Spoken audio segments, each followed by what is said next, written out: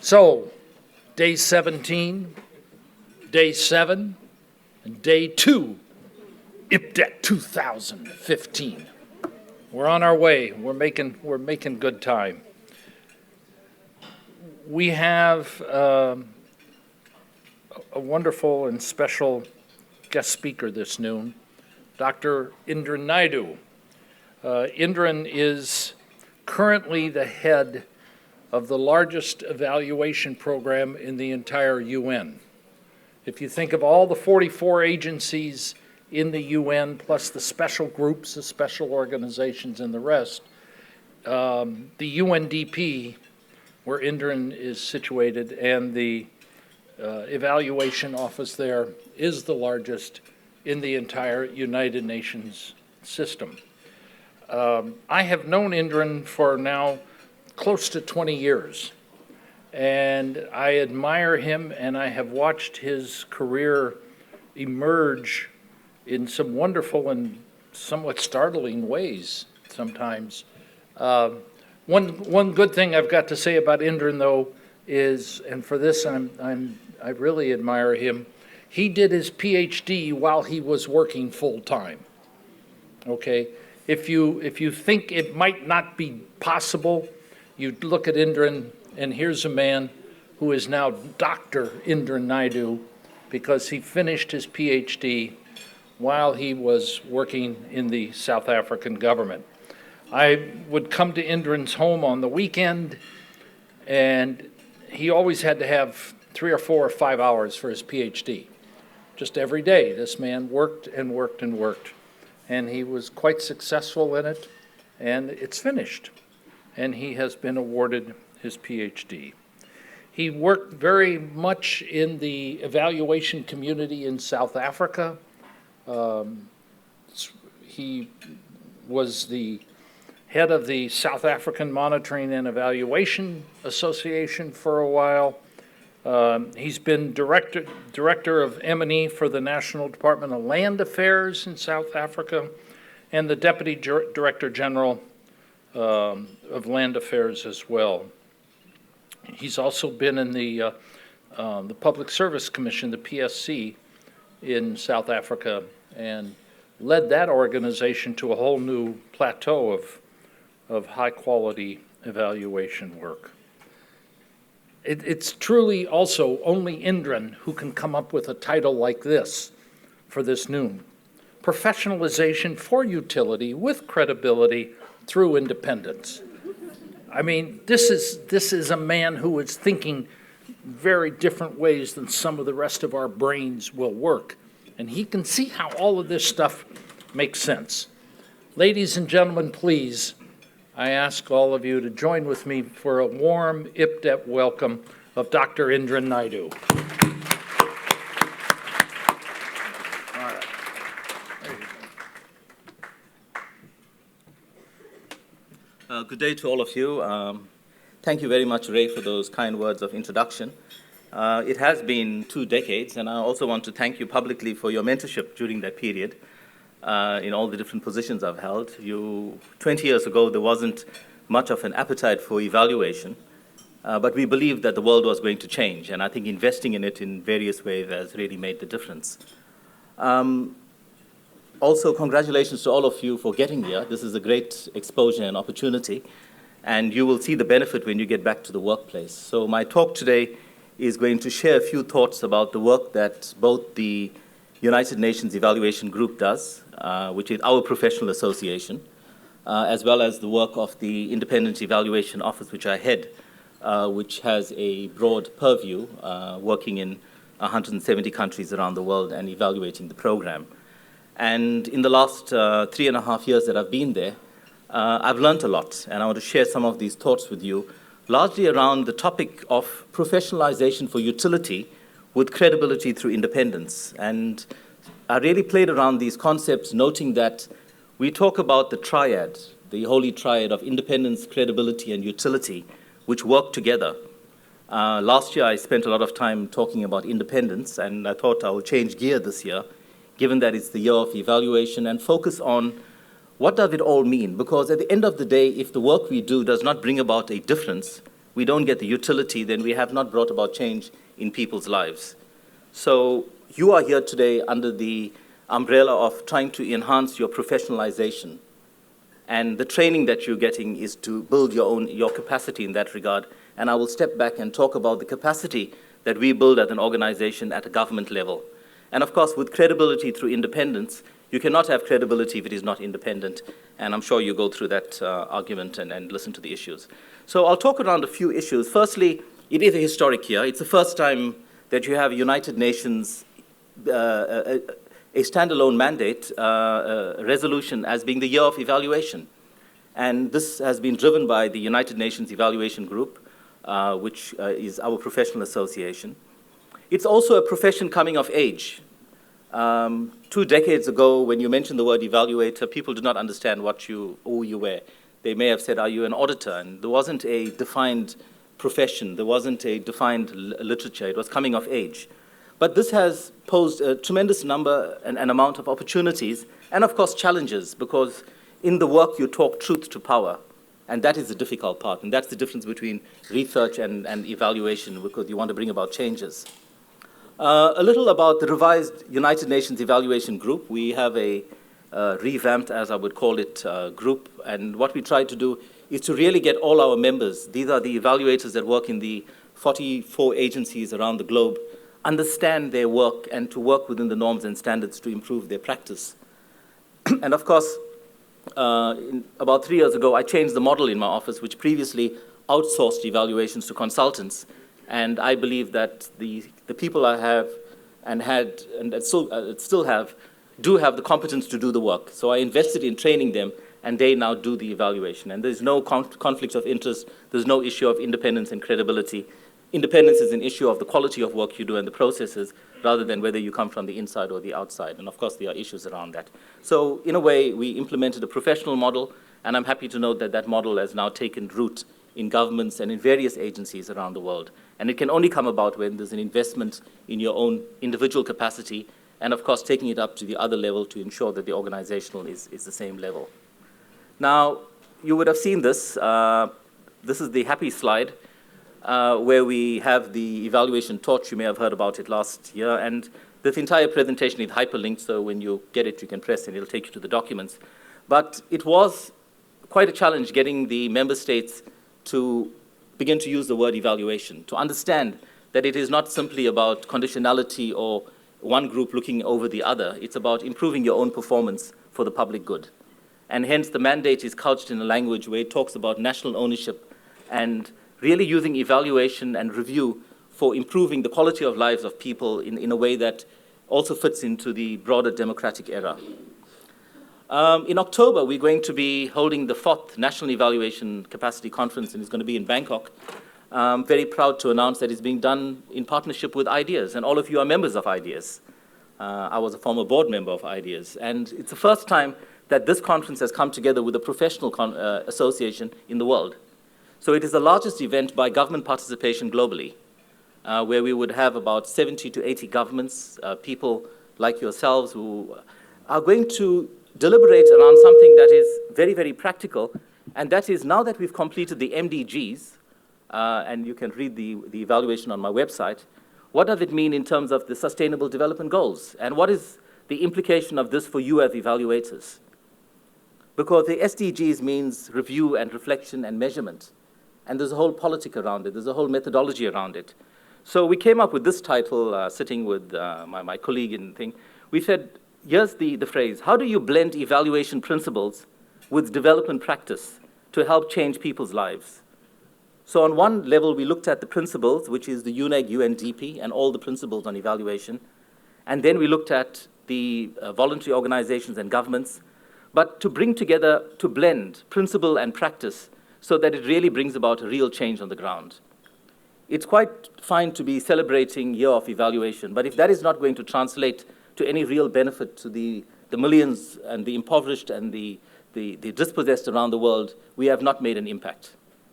So we really need to be quite modest about what we can do and to be very strategic. It's not just about having the skill. There's multiple things that you need to deal with. And that leads to the overall global evaluation agenda, which we have for 2016 to 2020. Now, the National Evaluation Capacity, the journey, which began in Morocco in 2009, fairly small, 2011 South Africa, 2013 Brazil, 2015 in Thailand, and of course, it all leads to the 2016 to 2030, the Sustainable Development Goal Agenda. So we've got a very practical theme that's going to happen. Between ideas and the IEO of UNDP, we're going to have training and interaction on the actual measurement and what does it mean. So these are the events that go across the world, and it's obviously increased in size, it's increased in terms of partnership. But this one I wanted to be even more practical than the event that I co-hosted with the government of Brazil, and even more practical than the one we had in South Africa. So each time to take it to another level, that it is not just a talk shop, that it's not just evaluation tourism, that it's evaluation to bring about real changes. And of course, while the numbers have increased, we expect some 200 participants from 80 countries, we are pleased to note that most of the participants are now, like yourselves, senior officials, senior persons in agencies who really understand the necessity for sound evaluation for purposes of their own credibility, but also to be used in order to demonstrate their commitment to a democratic ethos. Now, what does this mean for you? If it's coming as a profession coming of age, and to congratulate IPDET has played a very central role, global role, at reading the future, it's really about the accountable context, the context of accountability. 15 years ago, this group was much smaller. The diversity of participants was less. And now it has completely changed, and that reflects the global context. So really starting IPDET from 2001, the training and popularizing and building personal capacity, I want to commend IPDET and Ray and Linda in the leadership in holding this journey, which had really brought about a fundamental shift in the profession, but also in how the world begins to engage with the issue of what do results mean, how do you measure it, how do you present it, and how do you use results in order to make changes in people's lives. It is not easy, it's difficult to change anything, and those of you who are holding evaluation positions would know how difficult that can be.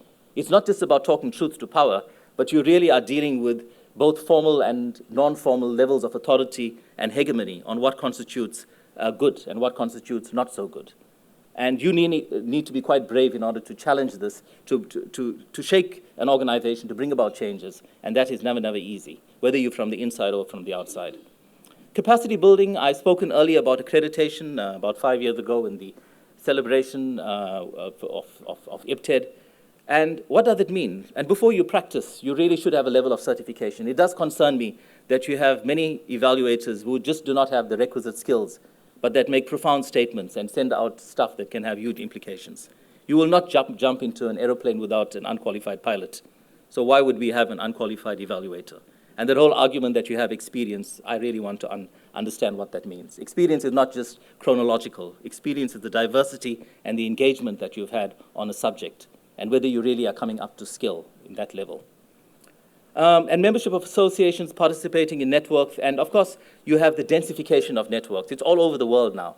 But that in itself, while it's important, is not everything. Now that we are many and a community, the work, I believe, begins.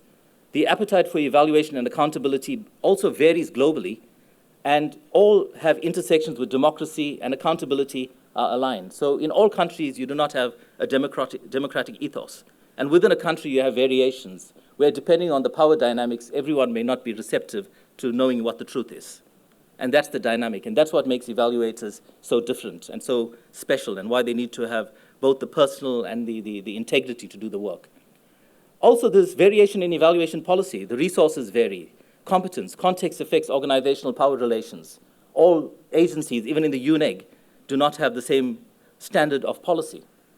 Right? Many of the evaluation officers are an extension of management. You get pushback arguments, and pushback arguments are when you are told evaluation is like any other function, no special dispensation is required, it serves management and learning, and it's not about accountability. You'll hear that. You'll also hear that you cannot use funds for evaluation, it takes away from programming. And of course, there's the fear to talk truth both to political and administrative power because of personal reprisals. And as a professional, you do not work in an ideal environment, but I believe you can make an impact being skilled and professional, which you are doing, have the technical and professional skills to build confidence and do good work. and to advocate for an evaluation policy and an occupational class. Right? And that would be within the agency. So evaluators as a profession, we're trying to work on that within the UN system. As a group, you can read this. It's large. It really is meant to promote independence, credibility, and usefulness and utility, but there's high variation in this within the UNEG structure. Some offices are large and some are small, and the variation and location also changes a lot. But we have something to offer, and this comes from IPDET and comes from the international practice. There's norms for evaluation in the UN system. There's standards for evaluation in the UN system, which draws on international practice, and issues of independence, impartiality, conflict of interest, honesty and integrity, competence, accountability, obligation to participants, confidentiality, avoidance of harm, accuracy, completeness, and reliability, and transparency are the norms that we try to work within. So multiple levels you need to operate at. Now, in terms of professionalization, if it's emerging as a mature profession and it needs to distinguish itself, it requires policies. It requires strategies and practices that bring changes at the agency and staff level. So even in government departments, you don't have the occupational category or the class. And often it's subsumed to the wrong levels. There's politics around it. And we are trying to advocate for professionalization to make sure that there is the cadre, and it's a long way still to go. So in a strategic plan that we launched a year ago, for the next 5 years, we came up with different areas to focus on norms and standards, to focus on peer reviews. Who evaluates the evaluator? Most certainly your management cannot do so, even if they would love to. Right? So it has to be other evaluators. And also to focus on the issue of professionalization, advocacy, decentralization, etc. In the UN system, most of the agencies are not independent. They report to the executive. The only ones that are independent which report to the executive board are the UNDP, the IFAD, and the GEF. And the IFAD and GEF are largely the IFI agencies. In terms of the office, I'll just focus on the green. I've invested a lot of time in external exposure, training and mentorship of staff, and established an evaluation advisory panel. You will never know everything that you need to know, methodologically or strategically. And it does make sense to bring in a high-level panel. We're happy that Ray and other colleagues here serve on them, because they discuss strategic, overarching, emerging issues. They present options, they debate. They combine areas of experience. It allows for quick and free debate and allows a laser focus onto each issue, resulting in concrete outcomes and actions. So every evaluation goes through this panel who argue and debate. So before we go out and do it, we are on solid methodological ground. And the reports are made transparent. So you get an international group that comes in and helps. And of course, engaging with those external to the IAO. So the EAP, the Evaluation Advisory Panel, it really looks at overseas activity to make a better independent evaluation office. You need advisory boards. You need advisors in order to get your work done to higher levels of credibility. At headquarters, in all the work, you'll see it on the website, we prepare, we track management responses. We've started using infographics now to make the work more accessible. People do not read heavy reports. The world has changed. It has to be audio, video, quick messages, as long as you don't sacrifice the quality. We have a report where we have the conclusions, findings, and recommendations, and that's in the public domain. We've worked in 95 countries around the world. In every single instance, we present the findings to stakeholders. We translate the reports. We engage. We're independent of both UNDP and government. So sometimes government would like us to say certain things, and we don't do so. And that's what an evaluation office means. It means you need to hold the line in terms of be truthful to the evidence. And back to UNEG and your role as a profession, you here, to professionalize, to reflect on norms and standards, to get an occupational category. A policy for evaluation that addresses the independence, credibility, utility is extremely important. Without a policy, you can get moved around. Moving between agencies to build up your skills. Coming back to my opening slide, it's independence, credibility, utility. Independence is the bedrock, but the prize on the top is the utility, because that is when the change really comes about. And a few concluding thoughts. To drive evaluation at many levels to ensure that all the complexity and context is addressed is not easy. The principles should not be lost in the pursuit. You need to work across sectors with partners and build support. And ultimately, to improve the lives of people through ensuring development effectiveness. It's quite easy to get into academic argument and rhetoric about a lot of things. But if you don't translate that into change, then the only one who's getting excited about it is you. And what's important to do is to never forget the purpose of evaluation, I believe, is transformational, is to bring about change. It is not to give scientific good news to what is around. It's not an advocacy function. It's really to be transformational. And I do believe that professional and well-capacitated evaluation functions remain critical for all, and training such as IPDET is invaluable. So my office, we support it. We support it through the UNEG. We support it in the UNEG system. And I thank you for your attention and be happy to take questions.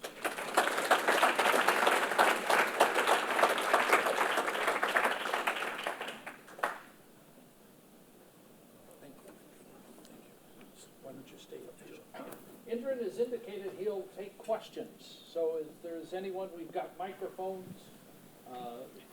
Raise your hand if anyone else would like to. Okay, yes, ma'am. Please introduce yourself first. Hi, my name's Linda Bear, and I work for IDRC.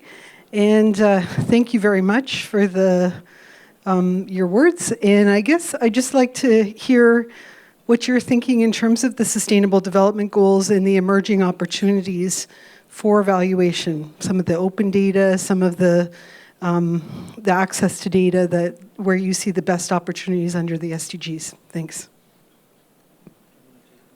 I'll take a few of them. Hi, thank you. My name's Mary Beth Morand, and I work for UNHCR. And I really appreciated your speech, and I thought it was interesting when you talked about mobility between agencies. And I wanted to ask you about the leadership around that. I think we see the relief to development gap closing. I think we see global trends that affect all of us in urbanization, the youth bulge, migration.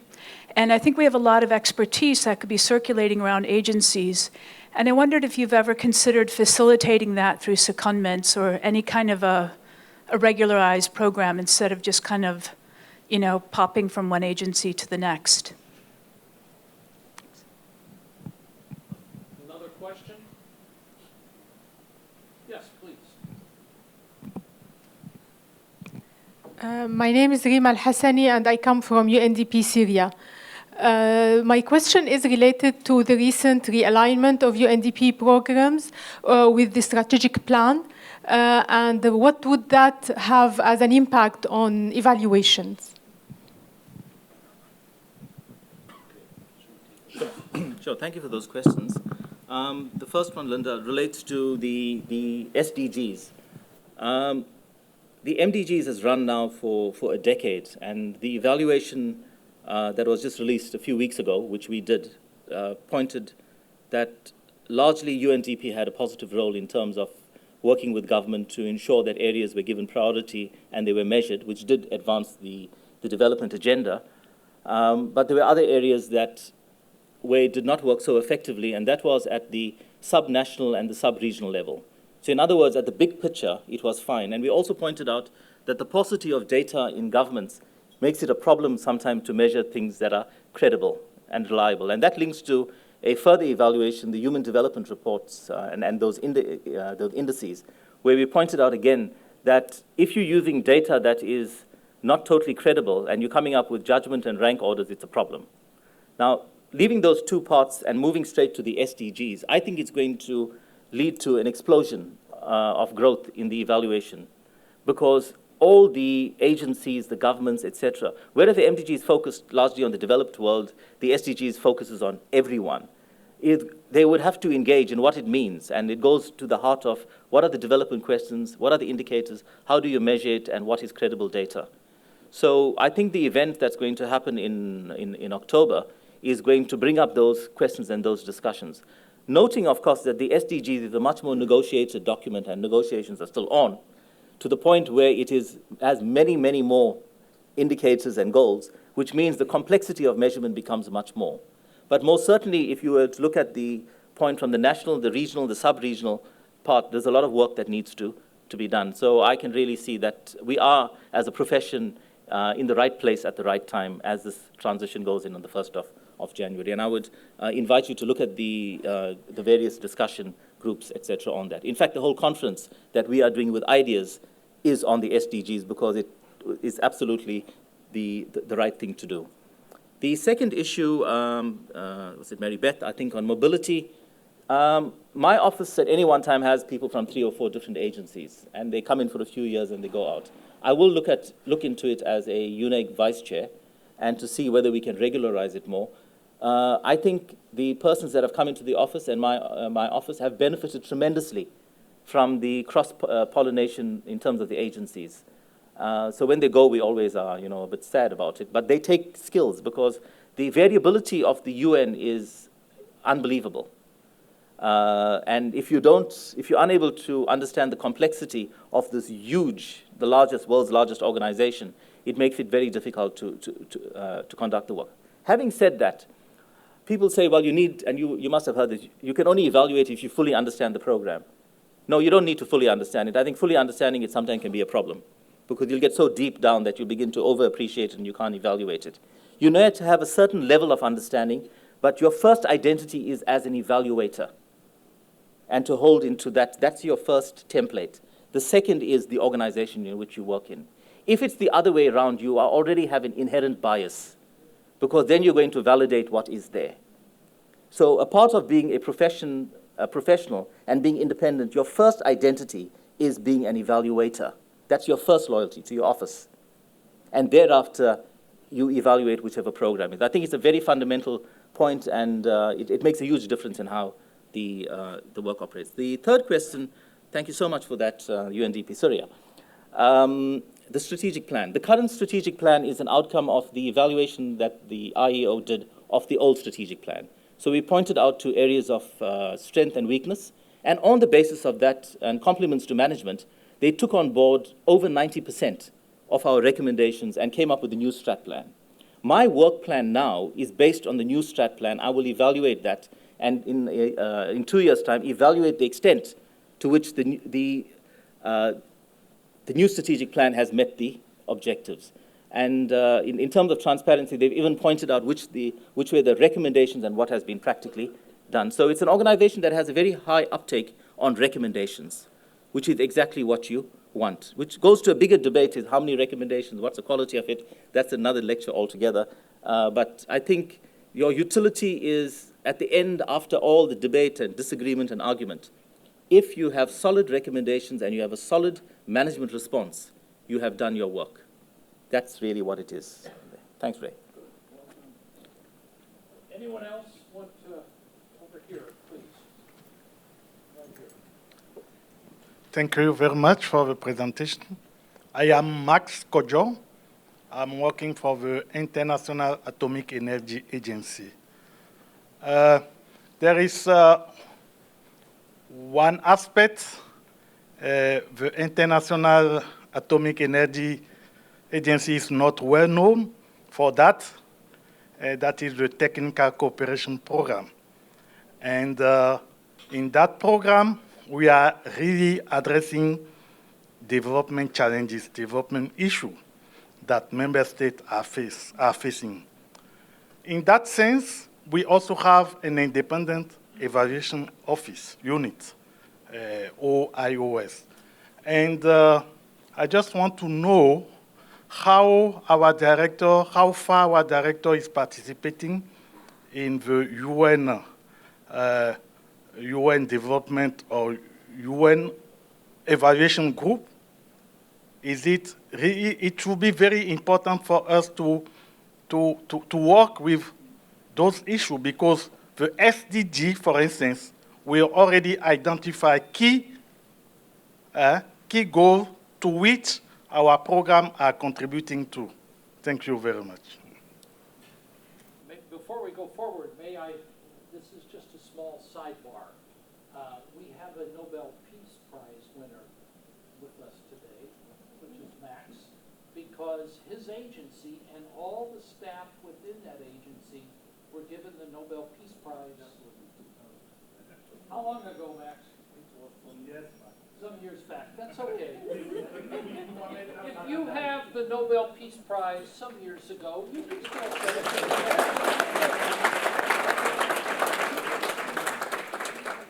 But it was a very powerful move on the part of the Nobel Prize Committee, the Peace Prize, that they wanted to award it to the International Atomic Energy Commission because they have done such good work in trying to reduce proliferation of nuclear weapons that they gave them, and every staff person inside, from the Secretary General to Secretary of Staff, everybody got the Nobel Peace Prize. So whenever I meet someone from the International Atomic Energy Commission, we can just always congratulate them as being a Nobel Peace Prize winner. I mean, that's kind of cool. It's kind of cool to be a Nobel Peace Prize winner. Okay, next question, right here.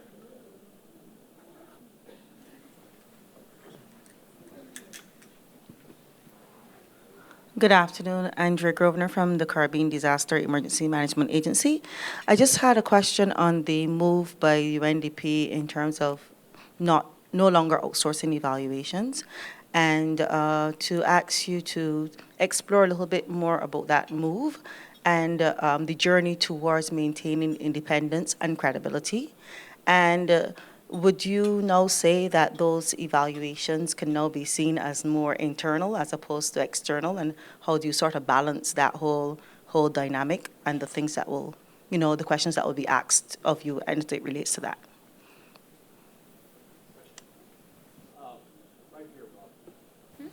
Firstly, I'd like to say thank you for a great presentation. My name is Lindu Dlamini from UNDP South Africa.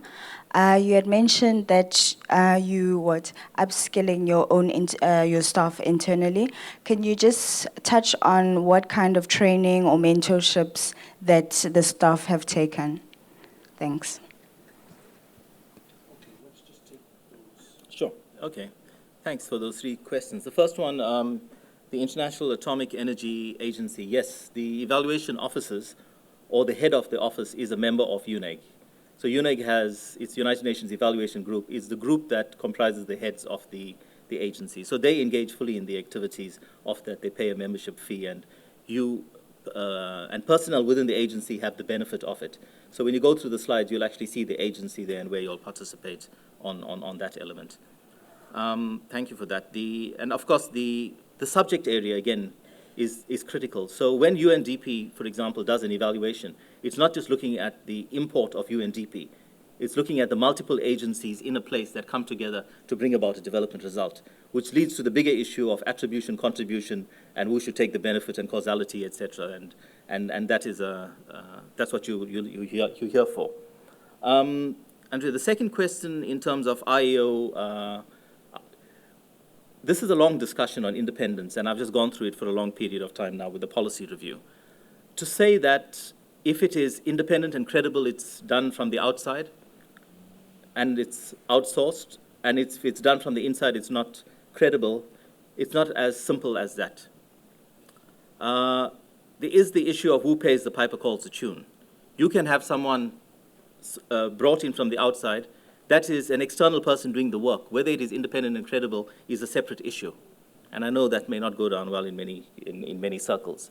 Independence is much broader. It's about whether the person that finally signs that evaluation is not under any pressure whatsoever in terms of career and who that person reports to. So in the case of UNDP IEO, I report and I'm accountable to the executive board, not the administrator. And I have a fixed term. And after that, I cannot work in the UNDP and I cannot come back into the organization to prevent conflict of interest. Right? And I also have powers in terms of final content and hiring, etc. So those are the issues that come through. But the central office, the one in New York, which does these big country-level evaluations and the thematics, is a small part of the overall evaluation function of the UNDP. Most evaluations are conducted at a decentralized level. And at that level, consultants and professionals are used. But that is different. They may not all be evaluations. Many are reviews. And I think we've got to be careful with the terminology that is used, right? Because once again, the conflict of interest is who is the person who hires, who pays, and who signs off leads to that issue. And I invite you to look at the website. You'll see the policy review that was done of UNDP evaluation function, which points to the conflicts of interest that you actually mentioned and makes very specific recommendations on it. It's a fascinating read, and it was done. We're dealing with that. So, and I'd be happy to discuss on that. The third issue in upscaling and training part, there's 2 levels of training that my staff, mandatory training is one, they have to go for courses like IPDET, et cetera, et cetera. There's another level which is exposure, where you have to attend and present papers at evaluation conferences. But there's a third level of content training, because there's no way that the staff you have will understand all the content areas. So them going in and getting exposure to that is very important before you start. As Michael Patton would say, you need to spend a lot of time plowing the soil before you start. And I have learned the more time I spend on the conceptualization and design of the evaluation, the less drama I have at a later stage, because you get people on board. They understand what the game is about. You'll still have the pushback. That's normal and natural, and if there isn't, I'd be worried, right? But what is important is to have a sort of participatory process as best you can in the key areas, and of course, at other points, you step back and you make the call. The finding is factual, okay? The conclusions is taking the finding and what you think. And of course, the recommendations is what you say. And you are very clear on the last part. The findings should be non-contested from a methodological point of view, and the conclusions gives you the latitude as an evaluator to make a professional judgment on that part. So the training is ongoing, but also getting the staff to work as teams. When I send staff to do a country-level evaluation, I send 2 people now who have never worked together, and they learn from each other. Each one teach one. Because the nature of evaluation, you're constantly learning on the ground. And of course, working a process that gets it well. I use my evaluation advisory panel members to then look at all evaluations, the beginning, the concept, the middle, and the end, and to provide that laser direction in terms of what are you saying? Where's the data? Are you sure? Are the conclusions supported by evidence, etc.? The key word is evidence, and many times the evaluators are on shaky ground when it comes to evidence, because they design an evaluation in a way that the evidence already presupposes a certain outcome. And you've got to be careful of that, and you need to talk more honestly about it. It doesn't mean you are independent, you can say anything you want. Independence means you need to have that space to make the judgment, but it does not mean you are not accountable to the norms, standards, and ethics of your profession.